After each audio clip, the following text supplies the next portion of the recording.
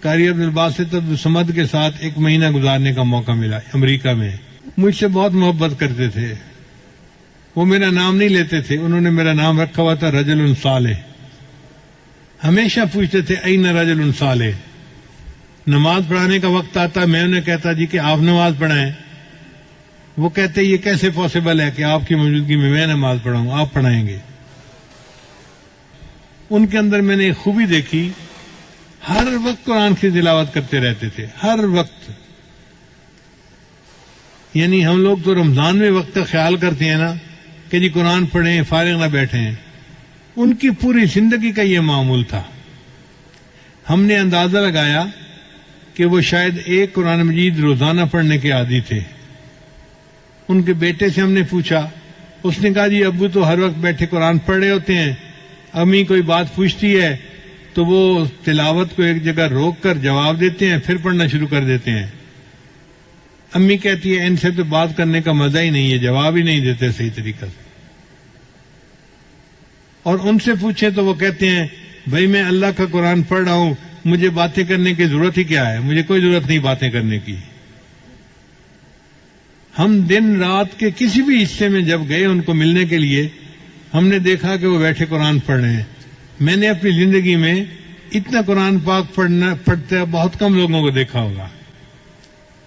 ایک بات مجھے اکثر جو ہے وہ پریشان کرتی تھی کہ اگر نیکی ان کی طبیعت میں اتنی ہے, کوئی فالتو بات نہیں, کوئی دنیا کی بات نہیں, سیاست کی بات کرو تو وہ ایسے بونگے بن کے بیٹھے ہوتے تھے جیسے پتہ ہی نہیں ان کو کیا ہو رہا ہے, کوئی دلچسپی تھی نہیں. تو یہ داڑھی کیوں مڑتے ہیں؟ تو بعد میں انہوں نے کہا کہ علماء جو مصر کے ہیں ان کو ایک علمی مغالطہ ہے, وہ داڑھی کو سنت نہیں سمجھتے یا واجب نہیں سمجھتے جس طرح ہم سمجھتے ہیں. وہ سمجھتے ہیں کہ داڑھی اس لیے رکھی جاتی ہے کہ مرد اور عورت کے درمیان فرق ہو سکے, دیکھنے سے پتہ چلے یہ مرد ہے اور جس کی داڑھی نہیں یہ عورت ہے.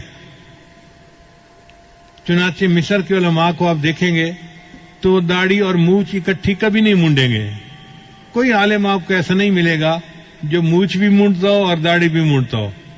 وہ داڑھی مونڈیں گے تو مونچھ ضرور رکھیں گے, اور وہ کہتے ہیں کہ جی مونچھوں کے رکھنے سے پتہ چل جاتا ہے یہ عورت نہیں ہے, تو داڑھی کا مقصد پورا ہو گیا.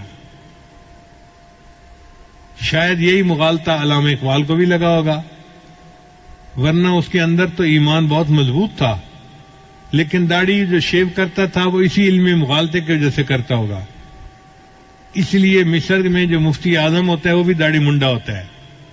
تو یہ علمی مغالطہ ہے جو ان علماء کو لگا. ہمارے علماء کو اللہ تعالیٰ نے اس میں بہت صحیح جگہ پر پہنچایا, اور انہوں نے لکھا کہ داڑھی رکھنا تو واجب ہے, البتہ 1 مٹھ تک اس کو بڑھانا یہ سنت ہے, اور صحیح مسئلہ بھی یہی ہے. تو بہرحال ان کی ہم نے قرات مختلف موقعوں پہ سنی. ایک دفعہ ہم نے ایک جگہ کھانا کھایا تو ایک ہمارے دوست تھے, وہ قاری صاحب کو کہنے لگے کہ آج سورہ الرحمن کی تلاوت سنائیں. ہمیں برا لگا کہ لوگ ایسے ہی فرمائشیں کر دیتے ہیں, پتہ نہیں دوسرے کی طبیعت بحال ہے یا نہیں, فریش ہونا بھی تو ضروری ہوتا ہے نا. لیکن قاری صاحب سنبھل کے بیٹھ گئے اور انہوں نے سورہ الرحمن کی تلاوت کی اور دل خوش ہو گیا. کیا اللہ نے ان کو آواز عطا کی تھی.